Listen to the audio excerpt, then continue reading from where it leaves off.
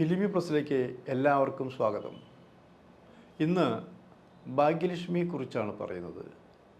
വെറുതെ പറയുകയല്ല. കാരണം ഞങ്ങളുടെ വീഡിയോ കണ്ട കുറേ പേര് ചോദിച്ചിരിക്കുകയാണ്, ഇവിടെ വിവാദ നായികയാണ് ഭാഗ്യലക്ഷ്മി. ഭാഗ്യലക്ഷ്മി ഈ പല യൂട്യൂബ് ചാനലുകളിലും അറ്റാക്ക് ചെയ്ത് സംസാരിച്ചിട്ട് കേസ് കൊടുത്തിട്ടുണ്ട്. അവരെക്കുറിച്ച് ഇങ്ങനെ അറ്റാക്ക് ചെയ്ത് പലരും പറഞ്ഞിട്ടുണ്ട്, ഇപ്പോഴും പറഞ്ഞുകൊണ്ടിരിക്കുന്നുണ്ട്. പക്ഷെ നിങ്ങൾ മാത്രം എന്താണ് അവരെ സപ്പോർട്ട് ചെയ്ത് വീഡിയോ ചെയ്യുന്നത്? അപ്പോൾ ഞാൻ പറഞ്ഞു, ഞങ്ങൾ പ്രത്യേകിച്ച് ആരും സപ്പോർട്ട് ചെയ്ത് വീഡിയോ ചെയ്തിട്ടില്ല. ഭാഗ്യലക്ഷ്മിയെക്കുറിച്ച് അങ്ങനെ ഒരു റിപ്പോർട്ട് ഞങ്ങൾക്ക് കിട്ടിയിട്ടില്ല. എനിക്ക് അറിയാവുന്ന ഭാഗ്യലക്ഷ്മി എന്ന് പറഞ്ഞാൽ അവർ കഷ്ടപ്പെട്ട് വന്നിട്ടുള്ള ഒരു ലേഡിയാണെന്ന് അറിയിക്കണം. കഷ്ടപ്പെട്ട് വന്നിട്ടെന്ന് പറഞ്ഞാൽ ഒരുപക്ഷെ നമുക്ക് പലർക്കും സ്വപ്നം കാണാൻ കഴിയാത്ത രീതിയിൽ ത്യാഗം സഹിച്ചു വന്നിട്ടുള്ളതാണെന്നറിയിക്കണം. അപ്പോൾ അങ്ങനെ വരുന്ന ഒരു ലേഡിക്ക് ശരിക്കൊരു നിങ്ങൾ പറഞ്ഞ പുരുഷത്വം ഉണ്ടാകാൻ സാധ്യതയുണ്ട്, അല്ലെങ്കിൽ അനീതിക്കെതിരെ പ്രതികരിക്കാനുള്ള ശക്തി ഉണ്ടാവും. അവർ തന്നെ പറഞ്ഞിട്ടുണ്ട്, എനിക്ക് വ്യക്തിപരമായിട്ട് ആരോടും വൈരാഗ്യമില്ല, പക്ഷേ പ്രതികരിക്കേണ്ട സ്ഥലത്ത് പ്രതികരിക്കാതിരിക്കുന്നത് കാണുമ്പോൾ ആരെങ്കിലും പ്രതികരിക്കേണ്ടല്ലേ? അത് ശരിയല്ലേ? ഇപ്പോൾ തന്നെ നമുക്ക് നോക്കുക, സിനിമ മാത്രമല്ല, നമ്മൾ ഇന്ത്യയിലേക്കൊന്നും പോകുന്നില്ല, ഈ സംസ്ഥാനം മാത്രം എടുത്ത് നോക്കുക, എന്തെല്ലാം പ്രശ്നങ്ങളിലൂടെയാണ് നമ്മൾ കടന്നു പോകുന്ന ആലോചിക്കണം. ഈ പ്രശ്നങ്ങൾ പലതും കാണുമ്പോൾ നീതിക്ക് രണ്ട് മുഖമുണ്ട് എന്ന് മനസ്സിലായില്ലേ ഇവിടെ? ആ നീതിക്ക് രണ്ട് മുഖമുണ്ടായിട്ട് പോലും പ്രതികരിക്കാൻ ആർക്കാണ് ഇവിടെ ശക്തിയുള്ളത്? നമ്മൾ അതിൻ്റെ വിശദാംശങ്ങളിലേക്ക് പോകാത്തത് ഇവിടെ കഥാപാത്രം ഭാഗ്യലക്ഷ്മി ആയതുകൊണ്ടാണ്. ഭാഗ്യലക്ഷ്മി സിനിമയിൽ അഭിനയിക്കാനാണ് വന്നതെന്ന് ആദ്യം ആലോചിക്കണം. അഭിനയിക്കുകയും ചെയ്തു. പിന്നെ ഡബ്ബിങ്ങിലേക്ക് തിരിഞ്ഞു.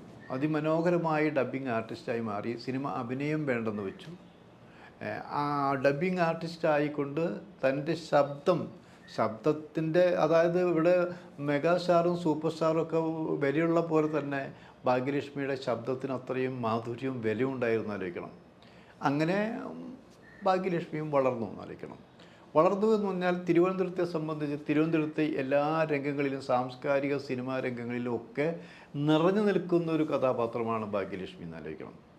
ആ ഭാഗ്യലക്ഷ്മി തുറന്നു പറയുമ്പോൾ സാധാരണ പലർക്കും ഇഷ്ടപ്പെടില്ല. പെണ്ണിൻ്റെ കാര്യം നോക്കിയാൽ മതി, ഇത്രയും വളരാൻ പാടില്ല എന്നൊക്കെയല്ലേ പറയുക. ഒരു പെണ്ണിങ്ങനെ സംസാരിക്കാൻ പാടുണ്ടോ എന്നൊക്കെയാണ് ചോദിച്ച് പരിഹസിക്കാറ് പതിവ്. ആണിനും പെണ്ണിനും തുല്യതയുണ്ട് എന്ന് വിചാരിക്കണം. അപ്പോൾ ഇവിടെ ശരിക്കും തുടങ്ങിയത് ഇവിടെ WCC എന്ന് പറഞ്ഞാൽ അതിനു മുൻപ് തന്നെ ഈ നടീപീഡന കേസ് ഉണ്ടായ ഒരവസരത്തിൽ വളരെ വ്യക്തമായി നടിയോടൊപ്പം നിന്നുകൊണ്ട് സംസാരിച്ച ആണ് ഭാഗ്യലക്ഷ്മി എന്നാലോചിക്കണം. അപ്പോൾ അതിനെ തുടർന്നാണ് WCC ഉണ്ടാക്കിയത്. പക്ഷേ WCC ഉണ്ടാക്കിയപ്പോൾ അതിൻ്റെ പ്രധാനപ്പെട്ട ആരും ഭാഗ്യലക്ഷ്മിയെ ആ സംഘടനയിൽ ചേർത്തില്ല എന്നാലോചിക്കണം. അതിനെതിരെ ഞാൻ മംഗളത്തിൽ, നമ്മുടെ വാരികയിൽ വളരെ ശക്തമായി തന്നെ, എന്തുകൊണ്ട് നിങ്ങൾ ഭാഗ്യലക്ഷ്മിയെ എടുക്കുന്നില്ല? അതിനാരും ഉത്തരം പറഞ്ഞിട്ടില്ല. അന്ന് ഭാഗ്യലക്ഷ്മി ചോദിച്ചപ്പോൾ പറഞ്ഞത്, എനിക്ക് എൻ്റെ ശബ്ദം പറയാൻ എനിക്കൊരു സംഘടനയുടെയും ആവശ്യമില്ല എന്നുള്ളതാണ്. കാരണം ഞാൻ എൻ്റെ അഭിപ്രായമാണ് പറയുന്നത്, അതിൻ്റെ ദോഷങ്ങളും നന്മകളും ഞാൻ തന്നെ അനുഭവിക്കും.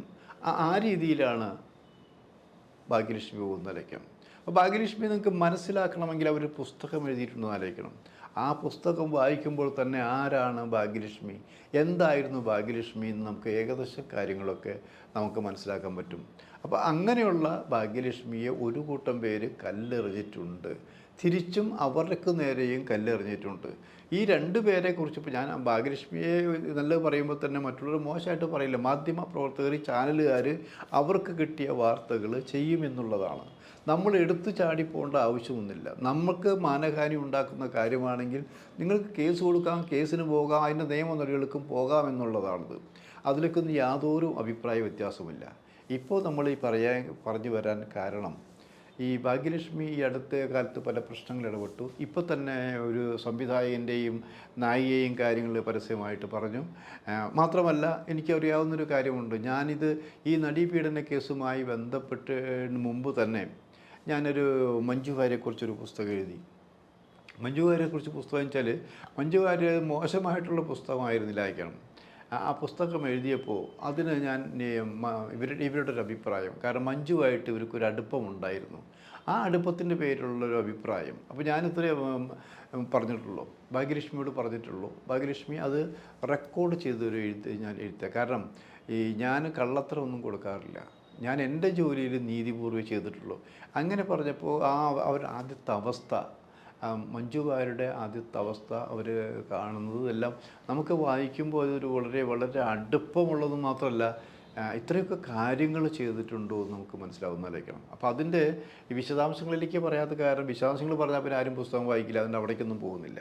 പിന്നെ ഇപ്പോഴത്തെ ഒരു കാര്യം, ഏത് കാലഘട്ടത്തിലും ഭാഗ്യലക്ഷ്മി പ്രതികരിക്കാറുണ്ട്. ഭാഗ്യലക്ഷ്മി പ്രതികരിക്കും. ഇപ്പോൾ തന്നെ പലരും ചോദിച്ചത് എന്താ, ഇപ്പോൾ തന്നെ അടുത്ത കാലത്ത് ഹരിഹരൻ്റെ കാര്യത്തിൽ ഹരിഹരനെ സപ്പോർട്ട് ചെയ്തുകൊണ്ടാണ് ഭാഗ്യലക്ഷ്മി സംസാരിച്ചിരിക്കുന്നത്. അതെന്താ അങ്ങനെ, ഇതൊരു ഗ്രൂപ്പിസത്തിൻ്റെ ഭാഗമാണോ എന്ന് ചോദിച്ചവരുണ്ട്.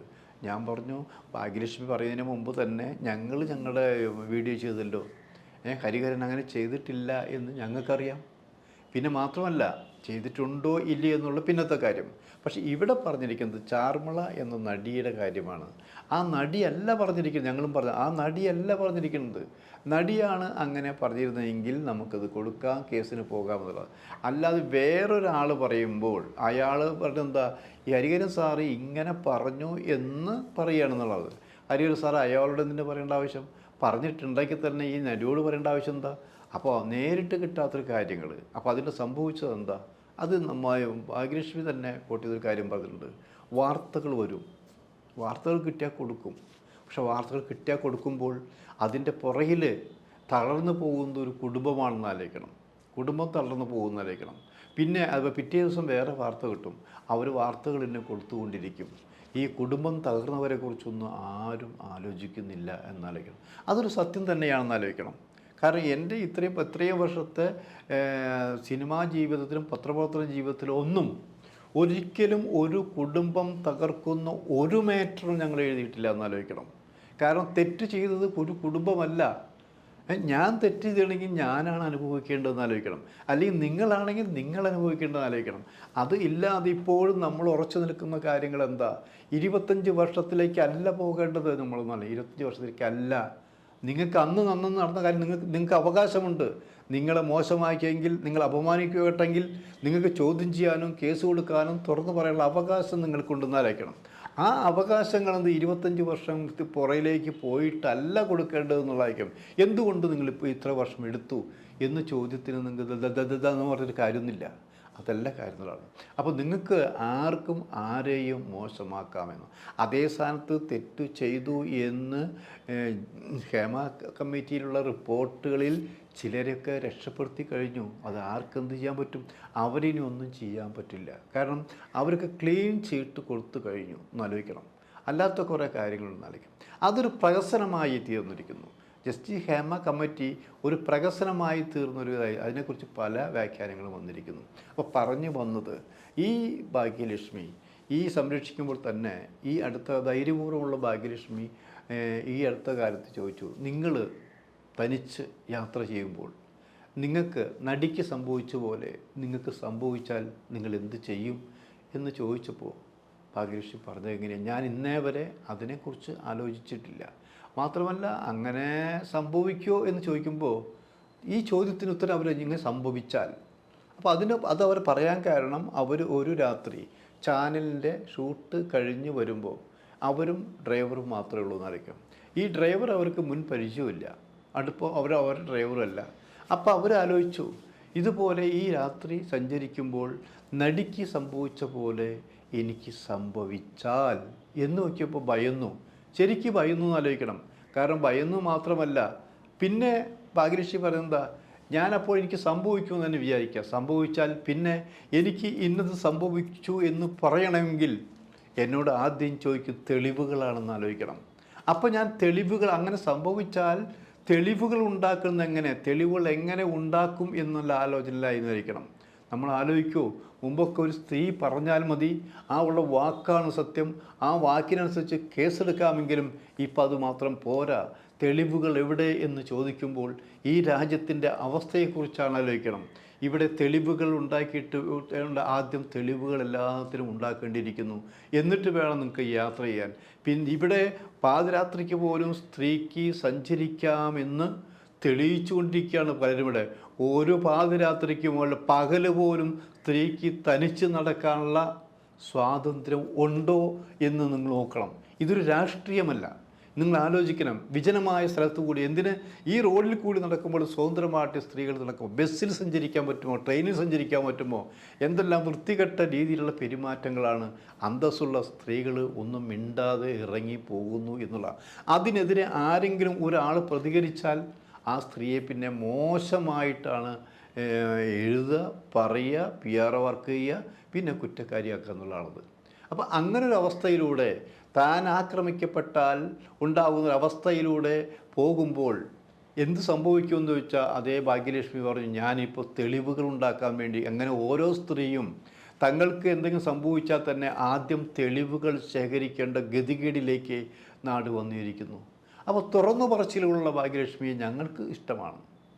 നമുക്ക് പിന്നെന്തിനാണ് നമ്മൾ അവരെക്കുറിച്ച് മോശമായിട്ടുണ്ട്? എഴുതേണ്ടവർ എഴുതട്ടെ, പറയേണ്ടവർ പറയട്ടെ. ഈ തൻ്റെ ഇടം എന്നും കാത്തു സൂക്ഷിക്കട്ടെ.